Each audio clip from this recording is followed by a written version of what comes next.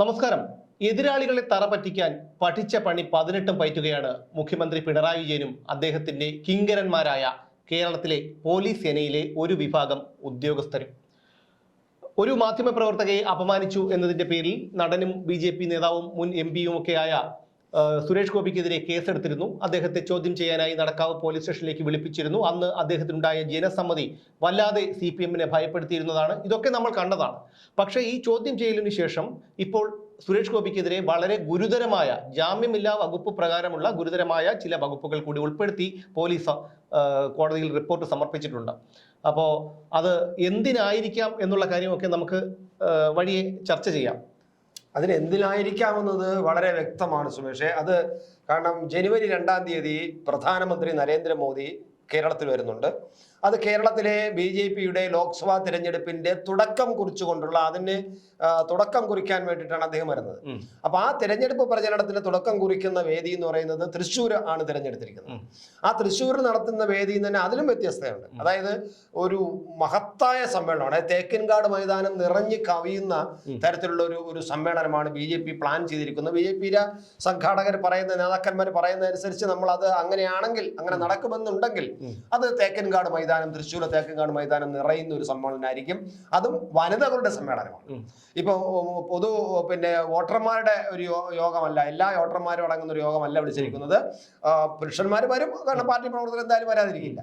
പക്ഷേ സ്ത്രീകളെ മാത്രം കേന്ദ്രീകരിച്ചുകൊണ്ട് വനിതാ സംവരണ ബില്ല് പാസാക്കിയ പ്രധാനമന്ത്രി നരേന്ദ്രമോദിക്ക് കേരളത്തിന്റെ ആദരം എന്ന തലക്കെട്ടോടു കൂടിയാണ് ഒരു വനിതാ സമ്മേളനമാണ് വിളിച്ചു കൂട്ടിയിരിക്കുന്നത്. അപ്പൊ സ്വാഭാവികമായിട്ടും അവിടെ ഇങ്ങനെ വനിതാ സമ്മേളനം വിളിച്ചു കൂട്ടി വലിയ ഒരു 2 ലക്ഷം പേര് പങ്കെടുക്കുമെന്ന് BJP-ക്കാർ പറയുന്നുണ്ട്. അങ്ങനെ ഒരു മഹാസമ്മേളനം സ്വാഭാവികമായിട്ടും മോദി വരുമ്പോൾ ഒരു ഇളക്കവും ഒരു ഹൈപ്പും ഒക്കെ കിട്ടുമല്ലോ സ്വാഭാവികമായിട്ടും. അപ്പൊ ആ സമ്മേളനത്തിൽ അവിടെ തൃശ്ശൂരും കൂടെ തിരഞ്ഞെടുക്കുമ്പോൾ സ്വാഭാവികമായിട്ടും അവിടെ സുരേഷ് ഗോപി അപ്പൊ വേദിയിൽ നിറഞ്ഞു നിൽക്കും. മോദിക്കൊപ്പം, മോദിയെ പോലെ അവിടെ അങ്ങ് നിറഞ്ഞു നിൽക്കും. അത് CPM-നെ ഭയപ്പെടുത്തുന്നു. കാരണം അങ്ങനെ അയാളെ വലിയൊരു ഫിഗറാക്കി ഇപ്പൊ തന്നെ സുരേഷ് ഗോപിക്ക് കഴിഞ്ഞ തവണത്തേക്കാളുള്ള ഒരു ഇമേജ് ഒരുപാട് വർദ്ധിച്ചിട്ടുണ്ട് തൃശ്ശൂർ. അദ്ദേഹം ഒരുപാട് ഇടപെടലുകൾ നടത്തി. അദ്ദേഹം കഴിഞ്ഞ തവണ പരാജയപ്പെട്ടിട്ട് പോലും ശക്തൻ മാർക്കറ്റിന് വേണ്ടി നവീകരിക്കാൻ വേണ്ടി അദ്ദേഹത്തിന്റെ കയ്യിൽ നിന്ന് 1 കോടി രൂപയോളം അദ്ദേഹം മുടക്കിയിരുന്നു. അത് മാത്രമല്ല കരുവന്നൂർ വിഷയത്തിലും അദ്ദേഹം ഒരു പദയാത്രയൊക്കെ നടത്തിയിരുന്നു. അപ്പോ വളരെ അതാണ് എനിക്ക് തോന്നുന്നത്, കരവന്നൂർ നടത്തിയ പദയാത്രയാണ് CPM-നെ ചൊടിപ്പിച്ചിരിക്കുന്നതും ഭയപ്പെടുത്തിയിരിക്കുന്നത്. അതാണ് എന്റെ പ്രശ്നം, അതാണ് കാര്യം. അപ്പൊ അങ്ങനെ വന്നപ്പോ സ്വാഭാവികമായിട്ടും അദ്ദേഹം മാത്രമല്ല, ഈ കരവന്നൂർ വിഷയത്തില് ഈ പൈസ നഷ്ടപ്പെട്ടവർക്ക് വേണ്ടി ഇദ്ദേഹം കാശ് കൊടുക്കാൻ പോയെല്ലാം ഇവരെ പോലെ CPM-നെ പോലെ മറ്റു രാഷ്ട്രീയ പാർട്ടി പോലെ പിരിച്ചെടുത്ത പൈസയല്ലേ കൊടുക്കാൻ പോയി. അയാളെ സ്വന്തം കാശ് കൊടുത്ത് അയാളുടെ അധ്വാനിച്ചുണ്ടാക്കുന്ന സിനിമയിൽ അഭിനയിക്കുന്നതാണ്. സിനിമയിൽ അഭിനയിക്കുന്നത് അദ്ദേഹത്തിന്റെ തൊഴിലാണ്. അപ്പൊ ആ തൊഴിൽ ചെയ്ത് ഉണ്ടാക്കുന്ന കാശ് എടുത്തിട്ടാണ് അദ്ദേഹം കൊടുത്തിരിക്കുന്നത്. അപ്പൊ അങ്ങനെ ഒരു നല്ലൊരു ഇമേജ് ഉണ്ട്. നടക്കാവിലെ അദ്ദേഹത്തിനെ ചോദ്യം ചെയ്യാൻ വിളിച്ചപ്പോൾ തന്നെ നമ്മൾ കണ്ടതാണ് ജനവികാരം എത്രമാത്രമുണ്ടെന്നുള്ളത്. അപ്പൊ സ്വാഭാവികമായിട്ടും ഈ മോദിയും കൂടെ വരുമ്പോ ഇദ്ദേഹത്തിന്റെ ഇമേജ് 10 മടങ്ങ് വർദ്ധിക്കും. മോദിയോടൊപ്പം നിന്നുകൊണ്ട് സമ്മേളനത്തിൽ പങ്കെടുക്കുക, മോദി തന്നെ സുരേഷ് ഗോപിയെ ഇൻട്രൊഡ്യൂസ് ചെയ്യുക, അങ്ങനെയൊക്കെ. നരേന്ദ്രമോദി എന്ന് പറയുമ്പോൾ ഇപ്പോ ഇവർ പറയുന്നുണ്ടല്ലോ, നരേന്ദ്രമോദി അദ്ദേഹത്തിനെ കുറിച്ച് ഒരു നെഗറ്റീവ് ആയിട്ടുള്ള ഒരു പ്രചരണമൊക്കെ ഈ CPM കോൺഗ്രസും എങ്ങനെ കേരളത്തിൽ നടത്തിയാലും ലോകമാകമുള്ള മലയാളികൾക്കും ലോക നേതാക്കൾക്കും ഒക്കെ മോദി എത്രത്തോളം പ്രിയങ്കരനാണെന്നും പ്രിയപ്പെട്ടവരനാണെന്നും ഒക്കെ നമുക്ക് എല്ലാവർക്കും അറിയുന്നുള്ള ഒരു കാര്യം അവർക്ക് തന്നെ അറിയാം. ഈ മോദിക്കെതിരെ സംസാരിക്കുന്നവര് അപ്പോഴേ പാർട്ടിക്ക് വേണ്ടിയും പാർട്ടിയുടെ സംവിധാനത്തിന് വേണ്ടിയും മോദിക്കെതിരെ ന്യൂനപക്ഷങ്ങളെ പോലും നരേന്ദ്രമോദിക്കും BJP-ക്കും എതിരാക്കാനായിട്ട് നമ്മുടെ വലത് കക്ഷികൾ ഇവിടെ നടത്തുന്ന ഒരു പിടാപ്പാട് നമ്മൾ കാണുന്നുണ്ട്. പക്ഷേ ഇപ്പോൾ ന്യൂനപക്ഷത്തിലുള്ളവർക്ക് തന്നെ മനസ്സിലായി കഴിഞ്ഞിരിക്കുന്നു നരേന്ദ്രമോദിയുടെ നിലപാട് എന്താണ്, അവരോടുള്ള ഒരു സമീപനം എന്താണ് എന്നുള്ള കാര്യമൊക്കെ തീർച്ചയായും മനസ്സിലാക്കി കഴിഞ്ഞിരിക്കുന്നു. അതും CPM-നെ വല്ലാതെ ഭയപ്പെടുന്നുണ്ട്. മാത്രമല്ല, നമ്മൾ ഇത് പറയുമ്പോൾ മോദിയെ കുറിച്ച് പറയുമ്പോൾ നമ്മൾ സ്വാഭാവികമായിട്ടും മോദിയെ പരസ്യമായി വിമർശിക്കുകയും രഹസ്യമായിട്ട്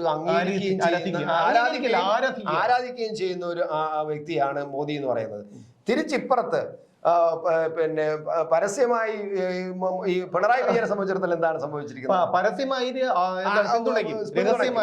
രഹസ്യമായിട്ട് ഇങ്ങനെ ഒരു വൃത്തികെട്ടൻ എന്നാണ് ജനങ്ങൾ പറഞ്ഞുകൊണ്ടിരിക്കുന്നത്. അപ്പൊ ഇത് രണ്ടും തമ്മിൽ നമ്മൾ വ്യത്യാസമാണ്. പരസ്യമായി വിമർശിക്കുകയും രഹസ്യമായിട്ട് ആരാധിക്കുകയും ചെയ്യുകയും പരസ്യമായിട്ട് ആരാധിക്കുന്നു എന്ന് ഒരു ബോധം ഉണ്ടാക്കിയെടുത്ത് ആൾക്കാരെ മോച്ച് ഇങ്ങനെ വരദാനമാണ്, ഭൂമി തറയിൽ കുത്തിയാൽ അത് പുളകം കൊണ്ടു എന്നൊക്കെ പറയുമ്പോഴും ഇപ്പുറത്ത് മനസ്സിൽ നിന്നുകൊണ്ട് ഇതാണ് പറയുന്നത് സ്വാഭാവികമായിട്ടും. അപ്പൊ അതുകൊണ്ട് അങ്ങനെയുള്ള മോദിയുടെ മുമ്പിൽ സുരേഷ് ഗോപി വരരുത്. സുരേഷ് ഗോപിയെ പിടിച്ച് അകത്തിടുക. അത് തന്നെയാണ്. അത് വലിയ രീതിയിലുള്ള ഇവർ വിചാരിക്കുന്നത് പോലെ എന്തായാലും നടക്കില്ല. തീർച്ചയായും ഒരു 99% കണക്കൂട്ടലും സുരേഷ് ഗോപിക്ക് കോടതി ജാമ്യം അനുവദിക്കുമെന്നുള്ളത് തന്നെയാണ്. കാരണം കോടതി ഇതെല്ലാം കണ്ടുകൊണ്ടിരിക്കുകയാണല്ലോ. സർക്കാരിന്റെ ജനവിരുദ്ധ നിലപാടുകളും കോടതിയെ പോലും എതിർക്കുന്ന, അല്ലെങ്കിൽ കോടതിയുടെ ജഡ്ജിയെ പോലും വളരെ മ്ലേച്ഛമായ രീതിയിൽ എതിർത്തു പറയുന്ന ഒരു കമ്മ്യൂണിസ്റ്റ് ഏകാധിപതിയുടെ ചില പരാമർശങ്ങളൊക്കെ നമ്മുടെ കോടതിയും കണ്ടുകൊണ്ടിരിക്കുകയാണ്. അപ്പോൾ കോടതി ഇതെല്ലാം കാണുന്നത് കൊണ്ട് തന്നെ അദ്ദേഹത്തിന് ജാമ്യം കിട്ടും എന്നുള്ള കാര്യത്തിൽ യാതൊരു സംശയവുമില്ല. പിന്നെ മറ്റൊരു കാര്യം എന്ന് പറഞ്ഞാൽ, നരേന്ദ്രമോദി വരുന്നതോടുകൂടി ഈ പറഞ്ഞതുപോലെ സുരേഷ് ഗോപിയുടെ ഇമേജ് 10 മടങ്ങ് വർദ്ധിച്ചു. കാരണം സുരേഷ് ഗോപി ചെയ്യുന്ന കാര്യങ്ങൾ നമ്മൾ ഏതൊക്കെ ഒരു രാഷ്ട്രീയ കണ്ണോടുകൂടി ചിന്തിച്ചാലും ഒരു മനുഷ്യൻ ചെയ്യുന്ന, പിണറായി വിജയൻ ആയാലും ശരി, സുരേഷ് ഗോപി ആയിരുന്നാലും ശരി, ഇനി കെ സുധാകരൻ ആയിരുന്നാലും ശരി, നരേന്ദ്രമോദി ആയിരുന്നാലും ശരി, ഏതൊരു വ്യക്തി ചെയ്യുന്ന കാര്യങ്ങളെയും വിലയിരുത്താനുള്ള ഒരു മനസ്സ് മലയാളിക്കുണ്ട്. അവരത് ശേഷിയുണ്ട്, അതവർ ചെയ്യുന്നുണ്ട്. അല്ല, അതുകൊണ്ടാണ് സുരേഷ് ഗോപി മുഖ്യമന്ത്രി ആകണമെന്ന് ആഗ്രഹിക്കുന്ന ലക്ഷക്കണക്കിന് മലയാളികൾ ഉണ്ട്, കേരളത്തിലുണ്ട്, പുറത്തുമുണ്ട്. രാഷ്ട്രീയം മാറ്റിവെക്കാം, രാഷ്ട്രീയം മാറ്റിവെച്ച് ചിന്തിക്കുക. ഇപ്പൊ കണ്ടില്ലേ, പിണറായി വിജയൻ കാരാവാൻ എടുക്കാൻ പോവാണ്. അതുപോട്ടെ, അതിലേക്ക് ഇപ്പൊ തന്നെ പറഞ്ഞല്ലോ, ഈ സ്ത്രീയെ അപമാനിച്ചു എന്നുള്ളതാണ്. നമ്മളൊന്ന് ഒരു കാര്യം ചിന്തിക്കണം. മുഖ്യമന്ത്രിയുടെ പ്രൈവറ്റ് സെക്രട്ടറി ആയിരിക്കുന്ന പി ശശി, ഇതേക്കുറിച്ച് നിരവധി, അതായത് ഡിവൈഎഫ്ഐയുടെ പ്രവർത്തകന്റെ ഭാര്യയെ ലൈംഗികമായി പീഡിപ്പിക്കാൻ ശ്രമിച്ച കേസ്, ഒരു ഇടതുപക്ഷ MLA-യുടെ പ്രായപൂർത്തിയാകാത്ത മകളെ ലൈംഗികമായി പീഡിപ്പിക്കാൻ ശ്രമിച്ച സംഭവം സ്വന്തം പാർട്ടിക്കകത്ത് തന്നെയാണുള്ളത്. അപ്പം ഇത്തരം കാര്യങ്ങൾ, അതുപോലെ PK Sasi, Shoranur MLA PK Sasi, ഡിഫിക്കാരിയാണ്, ഡിവൈഎഫ്ഐ ഡിങ്കോൾഫിക്കാരിയാണ്. അപ്പൊ അതുകൊണ്ട് ഇത്തരം കാര്യമാണ്. അപ്പൊ ഇത്തരം ആൾക്കാരെ MA ബേബിക്കും ഒരു കേസ് ഉണ്ടായിരുന്നല്ലോ. അതുപോലെ കോടിയേരി ബാലകൃഷ്ണന്റെ മകൻ, അതൊരു രാഷ്ട്രീയത്തിൽ പോലും അല്ലെങ്കിൽ പോലും അദ്ദേഹം ഉത്തരവാദിത്തപ്പെട്ട പാർട്ടിയുടെ ചുമതല വഹിച്ചിരുന്ന ഒരാളാണ്, പാർട്ടി സെക്രട്ടറി ആയിരുന്ന ആളാണ്. അദ്ദേഹത്തിന്റെ മകൻ അതുപോലൊരു സംഭവം ചെയ്യുകയും പാർട്ടിയിലുണ്ടായിരുന്നു, ഈ മകനൊക്കെ ഉണ്ടായിരുന്നാലും ഇല്ലായിരുന്നെങ്കിൽ പോലും ഒരു പിതാവ് എന്നുള്ള നിലയിൽ അദ്ദേഹത്തിന്റെ മകനെ നിയന്ത്രിക്കാൻ കഴിഞ്ഞില്ലെന്ന് മാത്രമല്ല, DNA ഫലത്തിൽ പോലും അവർ ഒരുപാട് തിരിമറികൾ നടത്തിയതും പിന്നെ എത്ര കോടി കൊടുത്താണ് ഈ സംഭവങ്ങൾ ഒതുക്കിയതൊക്കെ നമ്മൾ കണ്ടതാണ്. അതിനു പകരം സുരേഷ് ഗോപി ഒരു സ്വകാര്യ ഇടങ്ങളിൽ വെച്ചൊന്നും അല്ല ആ പെൺകുട്ടിയോട് പെരുമാറിയത് എങ്ങനെയാണെന്ന് ലോകം മുഴുവൻ കണ്ടതാണ്, കണ്ണു തുറന്നു വെച്ചിരിക്കുന്നത്. പക്ഷെ അപമാനിക്കപ്പെടുന്നത് സ്ത്രീത്വത്തെ അപമാനിക്കുക, സ്ത്രീകൾ മുഴുവൻ അപമാനിക്കപ്പെടുകയാണ്. ആ പറയുന്ന അവരുടെ പേര് ഉച്ചരിക്കാൻ താല്പര്യമില്ലാത്തത് കൊണ്ടാണ്, അല്ലാതെ ഭയന്നിട്ടൊന്നുമില്ല. കാരണം അവർ എല്ലാം കണ്ടതാണ്. അല്ല, മാധ്യമ പ്രവർത്തകയാണെങ്കിൽ പോലും നമ്മൾ അത്തരം കാര്യങ്ങൾ, പക്ഷേ മാധ്യമ പ്രവർത്തകയെ പാർട്ടി ഉപയോഗിക്കുക എന്ന് പറഞ്ഞാൽ അതൊരു നല്ല പ്രവണതയല്ല.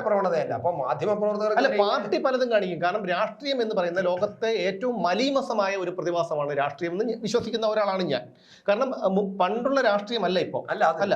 അതുകൊണ്ടാണ് ഞാൻ ആ രീതിയിൽ പറഞ്ഞത്. കാരണം രാഷ്ട്രീയം എന്നത് അത് ഏത് ഇടത് വലത് നടുവ് ഏത് കക്ഷിയോ ആയിക്കോട്ടെ, രാഷ്ട്രീയം എന്ന് പറയുന്നത് സമ്പാദിക്കാനും നമ്മുടെ വയറ്റിപ്പിഴപ്പിനും അധികാരം കൈകാണാനും മറ്റുള്ളവന്റെ വിയർപ്പിന്റെ അംശം പറ്റി ജീവിക്കാനുമുള്ള ഒരു കൂട്ടരുടെ തന്ത്രം. അതായത് 97% ജനങ്ങൾ ജോലി ചെയ്യുന്നു, 3% ആഡംബരത്തോടുകൂടി ഊട്ടിയുറക്കുന്നു. അതാണ് യഥാർത്ഥത്തിൽ ജനാധിപത്യം. അത് നമ്മുടെ ജനാധിപത്യത്തിന്റെ ഒരു രീതിയാണ്. നമ്മൾ ആ വിഷയം വനക്കാനും വലിയൊരു വിഷയമാണ്. എന്നാൽ ഇവിടെ സംബന്ധിച്ചിടത്തോളം ഇപ്പോഴത്തെ കേസ് എടുത്തിരിക്കുന്നതും അറസ്റ്റ് ചെയ്യാൻ ശ്രമിക്കുന്നതും നമ്മൾ പറഞ്ഞ പോയിന്റ് അവിടെ തന്നെയാണ്. അപ്പൊ അത് CPM-നെ സംബന്ധിച്ചിടത്തോളം CPM-ന് ഭയം വന്നിരിക്കുന്നു. ഈ പറയുന്ന ഈ മുഖ്യമന്ത്രി പലതും പറയുമല്ലോ, ആരെ ഭയക്കാൻ, ഞാൻ ഭയക്കാനോ? CPM-കാരും പറയും, ഞങ്ങൾ എന്തിനു ഭയക്കുന്നു, ഞങ്ങൾ CPM ആണ്, ഞങ്ങൾക്ക് കേസൊന്നും ഭയമില്ല എന്നൊക്കെ പറയുന്നത് കേട്ടിട്ടുണ്ടോ? വലിയ തള്ളുകയാണ്. പക്ഷേ അവർക്കിപ്പോ കേസിനും ഭയമാണ്. കാരണം അവരെന്ത് പറയുന്നോ അതിന്റെ വിപരീതം ചെയ്യുന്നവരാണ് അവര്. കാരണം കേസിന് ഭയമില്ല എന്നൊക്കെ പറയുമ്പോഴും ചോദ്യം ചെയ്യാൻ വിളിപ്പിച്ചപ്പോൾ തന്നെ നെഞ്ചുവേദന വന്ന നേതാക്കളെ എല്ലാവരും ഇടതുപക്ഷക്കാരാണ്, അല്ലെങ്കിൽ ഇടതുപക്ഷത്തോട് ഒട്ടി നിന്നവരാണ്. M ജയശങ്കർ ആവട്ടെ, അല്ല M ശിവശങ്കർ ആവട്ടെ, PJ രാജനാകട്ടെ, അങ്ങനെ എത്രയോ പേര്, CM രവീന്ദ്രനാകട്ടെ, അദ്ദേഹത്തിന് പനിയും കൂടെ ഒന്നും ഇടയ്ക്ക്.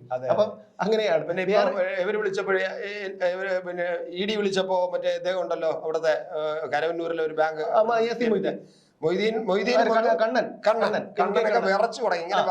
MK കണ്ണൻ. അപ്പൊ ഇത്തരക്കാർ ഇവരെന്ത് പറയുന്നു, ഇവർ ഈ കൂട്ടത്തോടു കൂടി വരുമ്പോൾ അവരെന്തും ചെയ്യും. അല്ലെങ്കിൽ അവർക്ക് സൈബർ ഇടങ്ങളിൽ ഒളിഞ്ഞിരുന്ന് ആക്രമിക്കുക. ആ മറുഭാഗത്തുള്ളത് കുട്ടികളാണോ, സ്ത്രീകളാണോ, അമ്മമാരാണോ, പെങ്ങന്മാരാണോ, നിരപരാധിയാണോ എന്നൊന്നും അവരെ സംബന്ധിക്കുന്ന വിഷയമല്ല.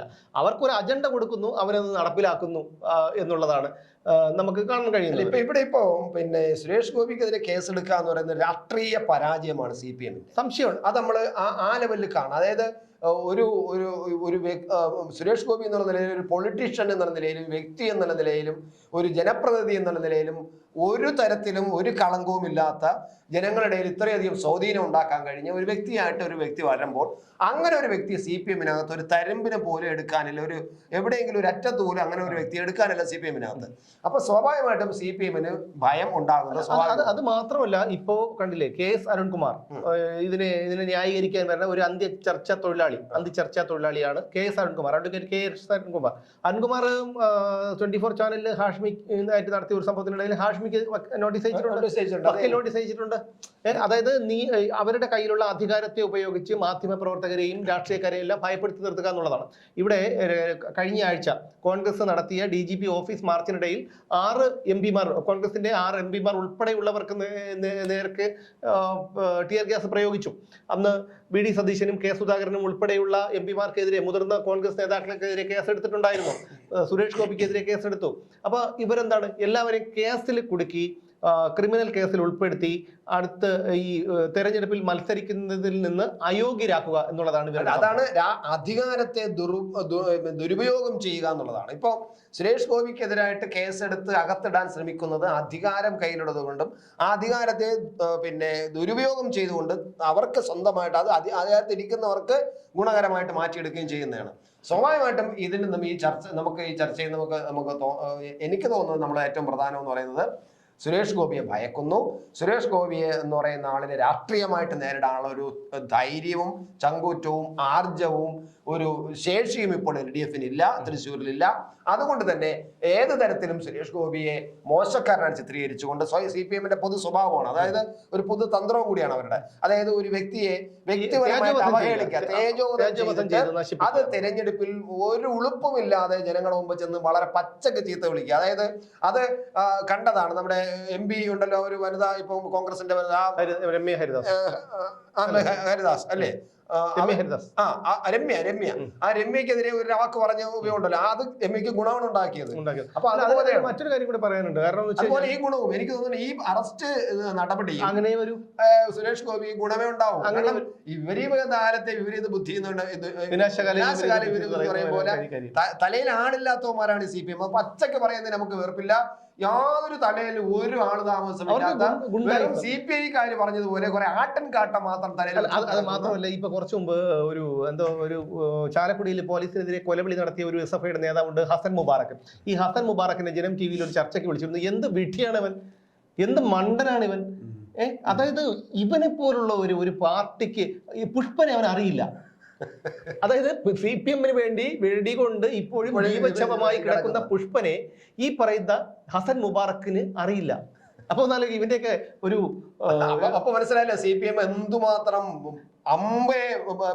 എന്ത് പറയാ പരാജയമാണ്. കാരണം ഒരു പാർട്ടി ക്ലാസ് പോലും എടുത്തു കൊടുക്കാൻ കഴിയാത്ത തരത്തിൽ, പാർട്ടിയുടെ ചരിത്രം മനസ്സിലാക്കി കൊടുക്കാൻ കഴിയാത്ത തരത്തിലുള്ള ആൾക്കാരെയാണ് DYFയുടെ SFIയുടെ നേതാവായിട്ട് വാഴിച്ചു. പാർട്ടി ചരിത്രം പരാജയമാണ്. പാർട്ടി ചരിത്രം പറഞ്ഞു കൊടുക്കാൻ പറ്റിയ ഏത് നേതാക്കളാണ് ഉള്ളത്? ഗുണ്ടായുസത്തിലൂടെ അടിച്ചമർത്തുക, നമ്മൾ വിപ്ലവത്തിലൂടെ പിടിച്ചെടുക്കുക, ഇത് മാത്രമേ ഇപ്പോഴത്തെ നേതാക്കൾക്ക് പറഞ്ഞു കൊടുക്കാൻ പറ്റുള്ളൂ. ആ പറഞ്ഞു കൊടുക്കുന്നതാണ് DYFI SFI ക്രിമിനലുകൾ റോഡിൽ കാണിച്ചത്. അത് G സുധാകരൻ പറഞ്ഞു കഴിഞ്ഞു. കാരണം ഈ അവന്റെ ഇങ്ങനെ മുതൂരി ചെന്ന് തല്ലി അവനെ തരിപ്പണമാക്കിയിട്ട് അത് വിപ്ലവം എന്ന് പറയരുത്. ജനങ്ങളാണ് വോട്ട് ചെയ്യുന്നത്, CPM-കാരല്ല വോട്ട് ചെയ്യുന്നത് പറഞ്ഞു കഴിഞ്ഞു. അപ്പൊ അത് അത്തരത്തിലുള്ള അഭിപ്രായങ്ങൾ ഉണ്ട് എന്നുള്ളത് വളരെ വ്യക്തമാണ്. അതുകൊണ്ടാണല്ലോ അദ്ദേഹത്തെ ഒതുക്കി കളഞ്ഞത്.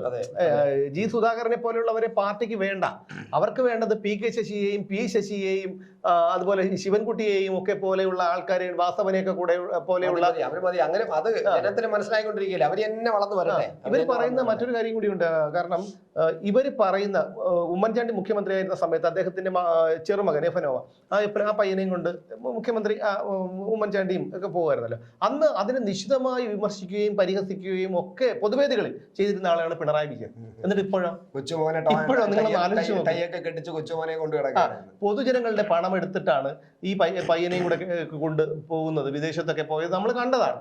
അപ്പൊ അവർക്ക് എന്തും ചെയ്യാം, ഒരു ഉളുപ്പുമില്ല എന്നുള്ളതാണ്. ഒരു ഉളുപ്പുമില്ല. ഇത് ഞാൻ പറയുന്നത് ഈ കമ്മ്യൂണിസ്റ്റുകാരുടെ CPM-കാരുടെ ഇവരുടെ തൊലിക്കട്ടി പഠനത്തിന് വിധേയമാക്കണമെന്നാണ് എനിക്ക് പറയാനുള്ളത്. എന്തായാലും CPM-കാര്, ഈ പിണറായി വിജയന്റെ സർക്കാർ, പോലീസ്, പിണറായി വിജയൻ ഈ പോലീസിനെ കൊണ്ട് ചെയ്തുകൊണ്ടിരിക്കുന്ന മറ്റ് എതിർ കക്ഷിയിലെ സുരേഷ് ഗോപിക്കെതിരായിട്ടിരിക്കുന്ന കേസ് പോലും, അതായത് ഇപ്പോൾ കോൺഗ്രസ് നേതാക്കളായിരുന്നാലും BJP നേതാക്കളായിരുന്നാലും മാധ്യമ പ്രവർത്തകരെ ആയിരുന്നാലും പൊതുജനങ്ങളെ ആയിരുന്നാലും ഇവർ ചെയ്തുകൊണ്ടിരിക്കുന്നത് ഈ അധികാരത്തിന്റെ മർക്കട മുഷ്ടി ഉപയോഗിച്ചിട്ട് ഇവർ ഈ അടിച്ചമർത്തിക്കൊണ്ടിരിക്കുന്നത് അവർക്ക് ദോഷമായി തന്നെ വരും എന്ന് മാത്രമേ പറയാനുള്ളൂ. അത് മാത്രമല്ല സുരേഷ് ഗോപിക്ക് ഇത് വളരെ ഒരു മൈലേജ് ആണ് ഉണ്ടായത്. അത് ഉണ്ടാക്കിയത് നടക്കാവ് പോലീസ് സ്റ്റേഷനിൽ അദ്ദേഹം ചോദ്യം ചെയ്യലിന് ഹാജരായ ദിവസം നമ്മൾ കണ്ടതാണ് എങ്ങനെയാണെന്നുള്ള കാര്യം. എന്തായാലും ഇത്തരം കാര്യങ്ങൾ, അത് ഈ ഒരു സംഭവം പോലും, ഈ ഗുരുതരമായ വകുപ്പ് ചുമത്തി അദ്ദേഹത്തിനെതിരെ കേസെടുത്ത് കോടതിയിൽ റിപ്പോർട്ട് സമർപ്പിച്ചിരിക്കുന്നത് പോലും സുരേഷ് ഗോപിക്ക് വലിയ രീതിയിലുള്ള ഒരു മൈലേജ് ഉണ്ടാക്കി കൊടുക്കും എന്ന് മാത്രമേ പറയാനുള്ളൂ.